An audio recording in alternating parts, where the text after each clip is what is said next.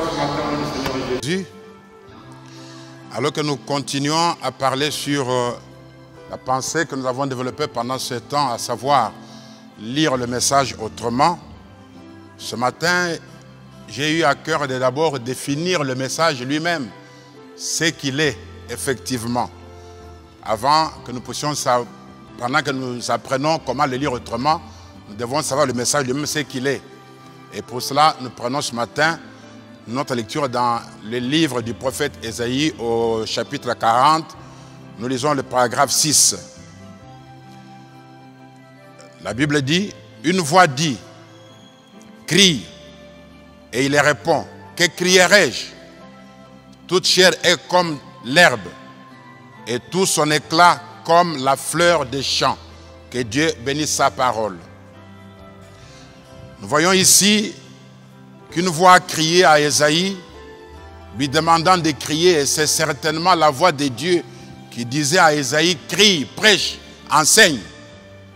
Mais Ésaïe ne s'est pas contenté de commencer à crier, à prêcher ou à enseigner n'importe quoi qui lui passerait par la tête, comme nous le faisons aujourd'hui et très souvent. Mais Ésaïe a répondu et demandé à Dieu, que crierai-je? Il est vrai que Dieu t'a appelé à prêcher, que Dieu m'a appelé à prêcher, que Dieu me demande de crier, mais je dois revenir à Dieu et lui demander qu'est-ce que je dois crier, qu'est-ce que je dois prêcher avant de commencer à crier. Ce n'est pas parce que Dieu a dit crie que tu vas seulement commencer à crier sans savoir ce que tu es en train de crier. Ici, nous voyons une grande leçon du prophète Ésaïe qui, à l'ordre de Dieu de crier, revient à Dieu pour lui demander, c'est bien de crier, mais que dois-je crier? Que dois-je prêcher? Que dois-je enseigner? Et cette question, nous ne la posons pas souvent à Dieu. Dès que nous sentons qu'il faut crier, nous nous mettons à crier et nous crions des choses qui ne répondent pas aux besoins des enfants de Dieu. Voilà pourquoi je prends le texte de Proverbes chapitre 2, parce que j'ai dit que je voudrais définir le message, lequel nous sommes en train de le lire autrement pendant ce temps. Proverbes chapitre 2, depuis le verset 1er jusqu'au verset 7, nous lisons ceci au nom du Seigneur. Mon fils, si tu reçois mes paroles et si tu gardes avec toi mes préceptes, si tu rends ton oreille attentive à la sagesse et si tu inclines ton cœur à l'intelligence, oui, si tu appelles la sagesse et si tu élèves ta voix vers l'intelligence et si tu la cherches comme l'argent, chercher la sagesse, l'intelligence comme on cherche l'argent, si tu la poursuis comme un trésor, parce que la sagesse, l'intelligence de Dieu, c'est un trésor, c'est plus que de l'argent. Au verset 5, alors tu comprendras la crainte de l'Éternel et tu trouveras la connaissance de Dieu, car l'Éternel donne la sagesse. Maintenant, écoutez la suite de ce verset 6 qui m'intéresse beaucoup. De la bouche, de sa bouche, de la bouche de l'Éternel, sortent la connaissance et l'intelligence. De la bouche de l'Éternel sortent la connaissance et l'intelligence. Dans Matthieu 4, verset 4, nous lisons, Jésus répondit, il est écrit, l'homme ne vivra pas de pain seulement, mais de toute parole qui sort de la bouche de Dieu. Et nous savons depuis l'Exode que la bouche de Dieu a toujours été un prophète. Or, nous avons lu dans Proverbes que de la bouche de Dieu, il sort la connaissance et l'intelligence. Et si nous croyons que le révérend Branham est la bouche de Dieu pour cette heure, c'est que de sa bouche sortent la connaissance et l'intelligence. C'est que ce message que nous avons reçu, c'est la connaissance et l'intelligence. Une connaissance et une intelligence plus que celle des mathématiques, plus que celle des physiques, et ainsi de suite. Écoutez, dans le message La loi ou la grâce prêché le 6 octobre 1954, je prends le point 17 jusqu'au point 18, et ces pyramides, eh bien, là-haut, à plus d'un pâté de maisons de haut, dans les airs, ça pèse des tonnes, les pyramides qui sont en Égypte. Il y a des rochers là-haut, pratiquement tout aussi gros que ce tabernacle. Un rocher aussi gros que ce tabernacle, placé là-haut, les uns sur les autres, qui ont construit la pyramide. On ne pourrait pas les hisser là aujourd'hui s'il le fallait. On n'a aucun moyen aujourd'hui de transporter ces gros rochers de la taille de ce tabernacle pour les hisser, les poser là-haut afin de construire la pyramide. Ils l'ont donc fait d'une certaine manière. Les Égyptiens avaient une manière de le faire. Frère Branham dit au point 18, et puis ce sphinx, il y avait des pyramides et des sphinx. Ce sphinx, je pense qu'il leur faut 16 wagons plats pour poser les pieds. Qu'en serait-il de son corps, du corps des sphinx? C'est là, loin dans les airs. Comment l'ont-ils amené là-haut, voyez-vous?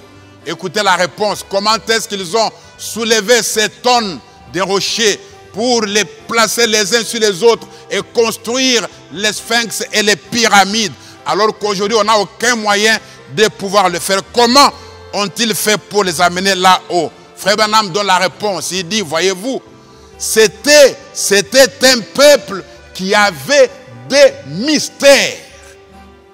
Une intelligence que nous n'avons pas aujourd'hui. Donc les mystères, c'était une intelligence secrète que possédaient les enfants de l'Égypte. Les Égyptiens avaient une connaissance, une intelligence mystérieuse avec laquelle ils ont pu soulever ces blocs de tonnes et de tonnes pour former des pyramides et des sphinx. Frère Branham dit, des mystères, une intelligence que nous n'avons pas aujourd'hui. Il se reprend et il dit, je pense que nous l'avons. Nous avons cette intelligence, nous avons ces mystères, nous l'avons. Mais seulement, nous ne sommes pas encore allés plus loin avec ça.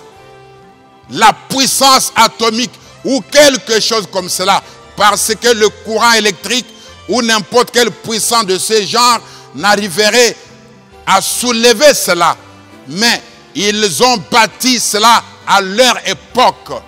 Ils avaient une intelligence qui venait de la connaissance des mystères qu'ils avaient. Et c'est avec cela qu'ils ont pu élever des tonnes et des tonnes de blocs de rochers pour construire des pyramides et des sphinx. Il dit, ils avaient des mystères, ils avaient une intelligence que nous n'avons pas aujourd'hui. Et il revient, il dit, nous avons cela, mais nous ne sommes pas encore allés plus loin avec cela. Oh, mes frères et sœurs, avec tous les mystères qui ont été révélés dans ces derniers jours, qui font ce message, qui fait la différence entre ce message et le pentecôtisme, avec tous les mystères qui ont été révélés, ces mystères sont une intelligence secrète, une intelligence mystérieuse. C'est plus la puissance atomique de Dieu. Mais seulement, comme a dit Frère Branham, nous ne sommes pas encore allés plus loin avec ça. Mais qu'est-ce que nous attendons? Nous avons pris ces mystères, nous en avons fait des doctrines, nous avons fait des sujets de querelles et de divisions au lieu de les étudier, de les comprendre et de les enseigner comme étant la connaissance et l'intelligence. La connaissance et l'intelligence pour construire des pyramides, construire des sphinx, des choses que l'électricité et l'intelligence ordinaire ou n'importe quelle autre puissance ne peut pas faire, sauf la puissance atomique que Dieu a mise à notre disposition. Branham me dit, nous l'avons, mais nous ne sommes pas encore allés loin avec ça. Mais qu'est-ce qu'on attend? La puissance atomique. Dans le message, la plus grande bataille jamais livrée, prêché le 11 mars 62 au point 106, Frère Branham dit, nous ne nous servons pas d'une carabine de calibre 22, prenons plutôt une bombe atomique, faisons le travail comme il faut, prenons la bombe atomique de Dieu. Dieu a la puissance atomique, Dieu a la bombe atomique qui permettrait, qui nous communiquerait l'intelligence secrète et mystérieuse, laquelle nous permettrait de soulever des blocs de rochers plus hauts et construire des pyramides et des sphinx comme les Égyptiens avaient fait en leur temps. Frère Branham dit, qu'est-ce que cette bombe atomique, Frère Branham? Quelle est la bombe atomique? Quelle est la puissance atomique qui a été placée entre les mains de l'Église? Frère Branham dit, c'est la foi dans sa parole. Voilà la bombe atomique de Dieu. Elle fait sauter la maladie et les démons de tous côtés. Elle les anéantit, elle les distingue, plutôt elle les détruit tout simplement, elle les désintègre tout ce qui n'est pas de Dieu.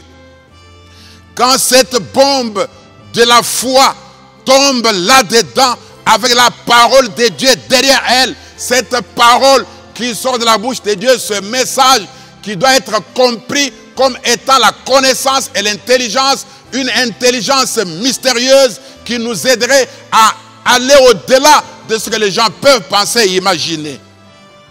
Oh mes frères et sœurs, quand cette bombe tombe là-dedans, elle fait sauter tous les démons, toutes les maladies et toutes les infirmités. La puissance atomique, c'est la foi dans la parole de Dieu, dans ce message précieux. C'est à cause du canal qui est bouché, obstrué par le raisonnement, par le doute et par des doctrines et toutes sortes de péchés qui ne favorisent pas la foi ni ne lui permettent de se mettre en action. Dans le message Le Compte à rebours, prêché le 9/9/62, Frère Branham dit ceci au point 83. Il dit, les astronautes de Jésus, amen, ils ne s'envolent pas par sa propre puissance. Il est lancé. Tout ce qu'il a à faire, c'est d'y entrer. C'est tout ce qu'il a à faire, y entrer. C'est Dieu qui propulse et qui place. Ce n'est pas la puissance de l'essence ou du pétrole ou je ne sais pas quoi, ni un quelconque credo ecclésiastique non plus. C'est la puissance atomique de Dieu qui vous propulse au-delà de l'atmosphère. Amen. Cette puissance atomique, la foi dans la parole qui pénètre vraiment les choses du message et ôte tous les obstacles de notre chemin et nous propulse au-delà de l'atmosphère dans une dimension où vous êtes seul avec Dieu et où il vous donne une vision, un projet, où dans la dimension où il n'y a rien qui soit impossible. Dans ce domaine-là où tout est possible. Dans le compte à rebours du 9 février 64 au point 67, Frère Branham dit, le ministère, que fait-il? L'astronaute voit des choses que les avions et les autres ne voient pas. Il est en train de parler de nous, il est en train de parler de moi. Nous parlons de lire le message autrement. Il dit, les avions et autres qui sont dépassés ne voient pas. L'astronaute spirituel fait de même. Il va au-delà des nuages, au-delà des credos, au-delà du doute.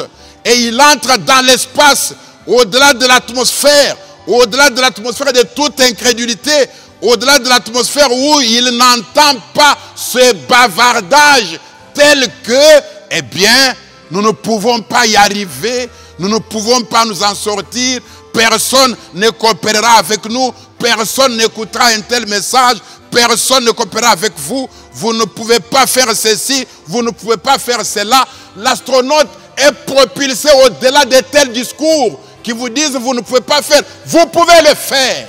Parce que Dieu nous a donné une connaissance, une intelligence, c'est ça le message. C'est pour ça que les mystères ont été révélés. Les mystères ne devraient pas faire l'objet des débats, des doctrines, des discussions, des divisions. Les mystères sont destinés à être compris comme étant la connaissance et l'intelligence. C'est ça le message de Frère Branham. Et alors ce message, la foi dans ce message, c'est la puissance atomique qui vous propulse au-delà des nuages, au-delà des discours tels que vous ne pouvez pas y arriver. Vous pouvez y arriver si vous croyez à ce message. Personne ne coopérera avec vous. Même si personne ne coopère avec moi, je vais y arriver. Personne ne coopère avec vous. Vous ne pouvez pas faire ceci, vous ne pouvez pas faire cela. L'astronaute de Dieu qui est propulsé au-delà de l'atmosphère de l'incrédulité ne croit pas dans de tels discours. Là, tout est possible à celui qui croit. Amen. Il ne voit pas cela, il est un astronaute. Il va au-delà des nuages. Oh, quelqu'un va vous dire, non, il y a trop de tempêtes, nous n'y arriverons pas. La crise est mondiale, la souffrance est mondiale, nous n'avons rien à faire. Non, monsieur, ne croyez pas dans de tels discours. Ça ne change rien pour un astronaute, dit Frère Branham. Il va au-delà de la tempête. S'il y a la tempête, allez au-delà de la tempête. Vous voyez, il en est ainsi de la foi d'un véritable astronaute. Les gens disent, eh bien, le docteur a dit ceci, le docteur a dit cela, ce qu'il a dit peut être juste, mais un astronaute ne croit pas cela. On peut dire, il y a dévaluation, il y a l'inflation, il y a ceci, il y a cela. L'astronaute ne voit pas ça. Au point 68, Frère Branham dit, quand c'est écrit ici et qu'il a reçu cela dans son cœur, cela vous est révélé par Dieu, cela est placé dans votre cœur par quelque chose d'inconnu, par Dieu lui-même. C'est ce que nous avons appelé une vision ou un projet. Et qu'il a reçu cela dans son cœur et que quelque chose le lui dit. C'est là que je vous parlais de quelqu'un qui doit être formé à écouter Dieu lui parler. Frère Branham dit, quand Dieu lui dit quelque chose, il se propulse immédiatement. C'est tout. Il va droit dans l'espace. Et car nous vivons dans l'âge de l'astronaute, certainement, dans l'espace où tout est possible à celui qui croit. Amen. Il a un guide qui est sa parole, qui lui dit comment aller, la parole de Dieu. Nous avons vu que l'inspiration vous dit comment aller, comment faire, quoi faire, où le faire et avec qui vous devez le faire. Dans le message, le Messie, prêché le 17 janvier 61, au point 34, Frère Branham dit, il dit maintenant, non pas les conducteurs, oh, ce n'est pas toute cette théologie qui est le genre de conducteur correct qui conduit la puissance de Dieu, vous savez. Il y a une grande partie de la théologie qui fait office d'isolateur. Les électriciens comprennent. Quand on ne veut pas que le courant passe, on isole le fil. Quand le fil est isolé, il ne laisse pas passer le courant. Et beaucoup de théologies, beaucoup de nos doctrines font office d'isolateur. Oh non, il n'y a que Satan qui bénit. Quand un frère devient un peu plus à l'aise, peut-être qu'il a fait, peut-être qu'il a touché, peut-être qu'il est allé, peut-être qu'il est entré. Comme si Dieu lui est incapable de faire de grandes choses. Eh bien ça, c'est un isolateur. Vous n'avez pas besoin d'une chose pareille. Éloignez-vous-en. Retournez à la parole. La parole est le conducteur de Dieu. Un homme qui croit dans la parole de Dieu, qui a la parole de Dieu, qui a ce message, qui a la connaissance et l'intelligence. Un tel homme est aussi grand que ces bâtiments qui sont ici, qui sont par ici. Quand il marche en s'appuyant sur la parole, en s'appuyant sur le message, en s'appuyant sur la vraie connaissance et la vraie intelligence. C'est elle qui dirige. Elle conduit l'homme, elle conduit l'esprit. Lorsque là-dedans, l'homme est fait de manière à avoir une grande foi dans la parole, dans ce message. Au point 40, Frère Branham dit, voyez, voilà la chose qui libère la parole. La parole sort et le Saint-Esprit suit la parole. Où que la parole est prêchée. Frère Branham dit, vous voyez votre pasteur la prêcher.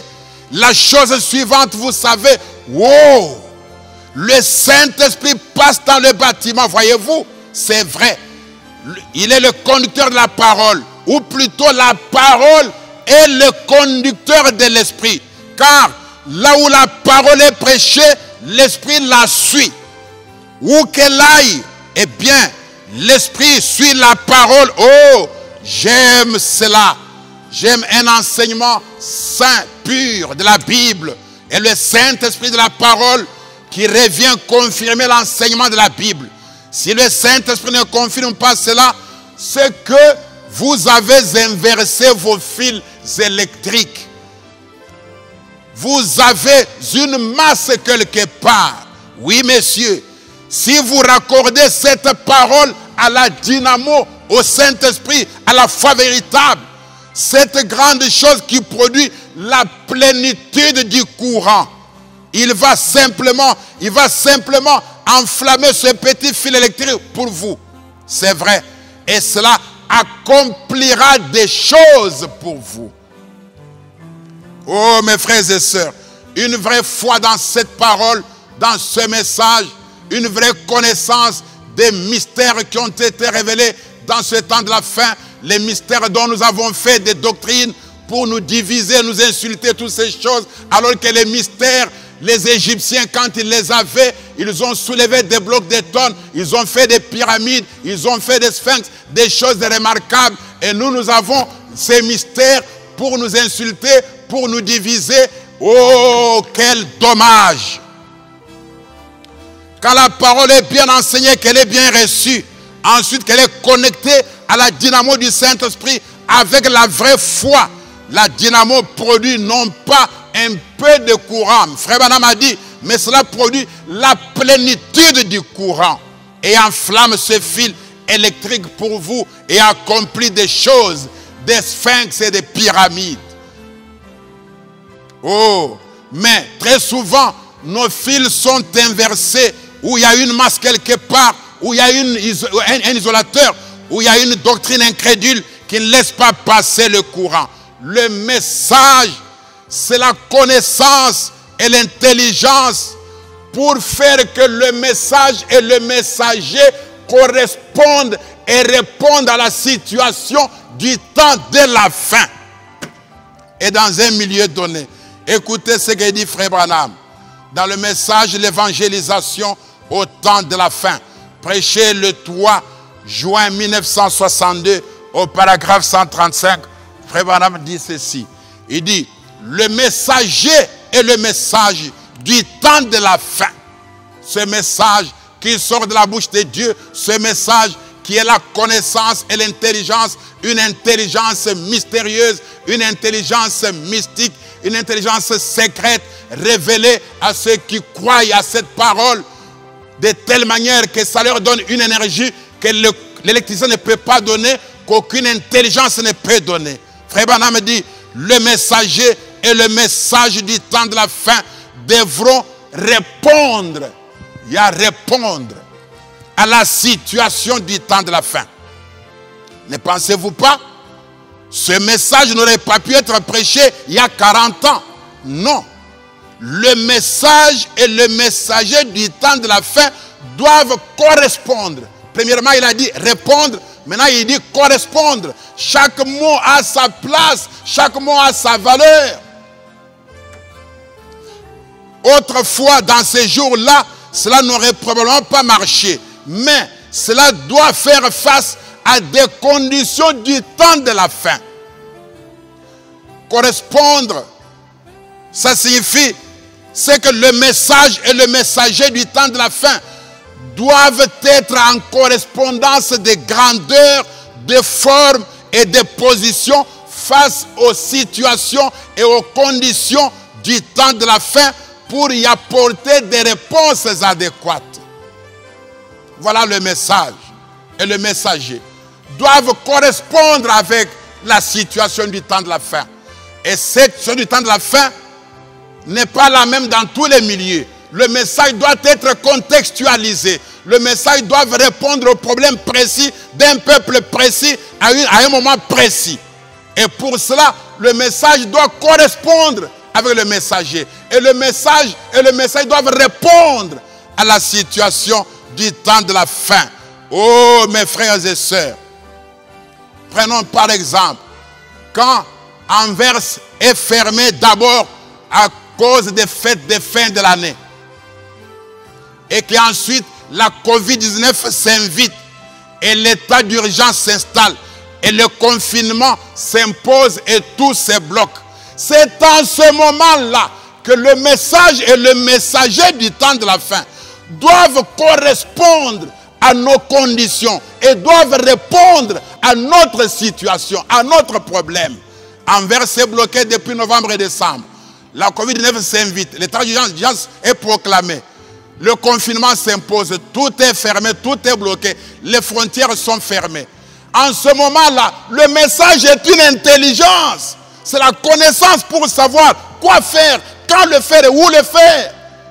Et nous sommes bloqués comme ça parce que nous avons fait des mystères, des doctrines, des enseignements qui ne ressemblent à rien du tout. Oh mes frères et sœurs, nous n'avons pas compris ce que Dieu a placé entre nos mains. Le message, ce qui sort de la bouche de Dieu, c'est la connaissance et l'intelligence pour comprendre les milieux, comprendre les besoins, comprendre les temps et savoir quoi faire et comment le faire et comment s'en sortir. Les païens pleurent et les chrétiens pleurent. Et parfois, les chrétiens pleurent même plus que les païens, alors qu'ils sont enfants de la lumière avec un si grand message. Oh mes frères et sœurs, Frère Branham dit dans le message notre position en Christ. J'aime lire et relire cette citation afin qu'elle pénètre le cœur de tout un chacun. Prêché le 16 janvier 55 au point 11. Il dit, maintenant nous, en tant que gens du plein évangile, je pense que nous avons commis beaucoup d'erreurs en regardant dans la parole et en disant, Dieu a dit ceci, point. Dieu a parlé de charité, point. Dieu a parlé de Michel-Ange, point. Dieu a parlé de ceci, un point. Et puis c'est fini. Frère Branham dit, et nous avons manqué de découvrir la révélation directe de notre vie. Qu'est-ce que Dieu veut me dire dans ce que je lis? Quelle est la révélation directe concernant ma vie dans ce message? Pour nous accorder avec ce programme, Frère Branham dit, lorsque nous trouvons cela, la révélation directe de la parole de Dieu concernant ta vie, la révélation directe de Dieu concernant ma situation, concernant mon problème, concernant mon milieu, concernant mon temps, la révélation directe, quand vous trouvez cela, Frère Branham me dit, Dieu accomplira des choses pour vous. Les choses vont s'accomplir. Mais nous avons lu le message comme un journal. Nous avons lu les mystères pour nous disputer, nous diviser, nous insulter. On en a fait des doctrines. Les mystères ne sont pas des doctrines. C'est la connaissance et l'intelligence que les Égyptiens avaient à l'époque. Et ils ont monté des pyramides et des sphinx. Et aujourd'hui, l'église du message est absente sur la scène. Absente sur la scène. On ne la sent pas. Oh mes frères et sœurs. Écoutez.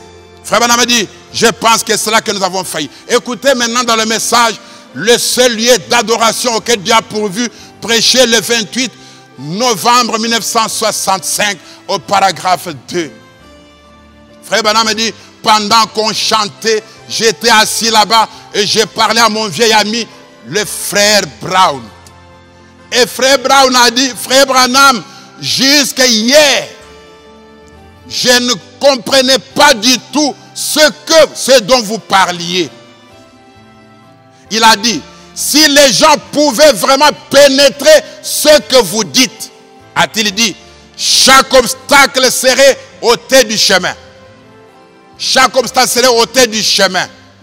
Frère Branham répond, ce qui m'intéresse, ce n'est pas ce qu'a dit Frère Brown. Il dit, si les gens pénétraient le fond des choses que vous enseignez, le fond de ce message, chaque obstacle serait ôté du chemin. Frère Branham répond, c'est tout à fait vrai. C'est vrai.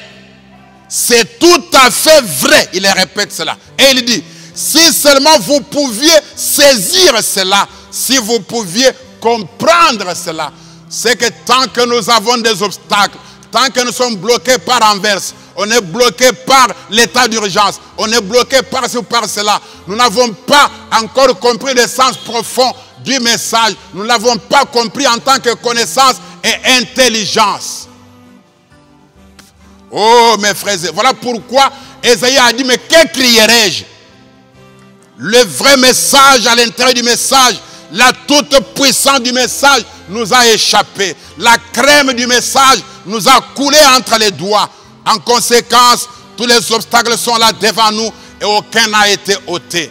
Si le message était pour nous la connaissance et l'intelligence, nous ne serions pas dépendants des lieux, ni des temps, ni des circonstances. Nous serions comme du vent qu'aucun obstacle ne saurait bloquer. Ni la fermeture d'Anvers, ni l'état d'urgence, ni le confinement, ni la fermeture des frontières. Rien ne peut nous bloquer. Écoutez ce que dit le Seigneur Jésus dans Jean 3, verset 8. Jean 3, verset 8. Il dit, le Seigneur dit, le vent souffle où il veut. Le vent. Il souffle où il veut. Et tu en entends le bruit. Mais tu ne sais d'où il vient et où il va. Et Jésus dit, il en est ainsi de tout homme qui est né de l'esprit. Amen. Un homme né de l'esprit est comme du vent. Il va où il veut. On ne peut pas bloquer le vent. Si vous bloquez le vent quelque part, ça va exploser. Le vent trouvera le moyen de s'échapper. C'est comme ça qu'un homme né de nouveau doit être. Il est comme le souffle qui va. Il souffle où il veut. Oh mes frères et sœurs, toutes nos divisions, toutes nos petites guerres, toutes nos doctrines se passent dans le domaine superficiel du message. Mais si nous pouvions vraiment pénétrer la dimension la plus profonde de ce message et le recevoir en tant que connaissance et intelligence mystérieuse, intelligence secrète, intelligence suprême plus que la bombe atomique, tous les obstacles seraient ôtés de notre chemin. Oh mes frères et sœurs, je voudrais que vous compreniez que le message est le livre de toutes les solutions à tous les problèmes. Le message est le livre de toutes les solutions, de toutes les réponses à toutes les questions. Seulement, nous ne l'avons pas compris. Nous nous sommes limités à la dimension superficielle en nous tiraillant sur il est venu, il n'est pas venu, sur des petites choses comme cela et ainsi de suite. Alors que la crème du message, la force du message nous a échappé. Le peuple du message devait être un peuple particulier. Une étoile brillante, éclatante, placée sur la colline que personne ne peut dépasser en éclat et que personne ne peut éteindre. Oh, voilà ce qu'est ce message. Le livre de la solution à tous les problèmes. Des réponses à toutes les questions scientifiques, économiques, de santé, toutes les questions, tous les problèmes ont les réponses et les solutions dans le message si les mystères sont compris en tant que connaissance et intelligence parce qu'il est sorti de la bouche de Dieu. Que Dieu vous bénisse. Je vais prier juste. Merci Dieu bien-aimé. Accompagne cet enregistrement afin que ça bénisse tes enfants et que ça leur donne une nouvelle compréhension des choses. Pour la gloire de ton nom, j'ai ainsi prié. Au nom de Jésus notre Dieu. Amen. Que Dieu vous bénisse et à dimanche prochain.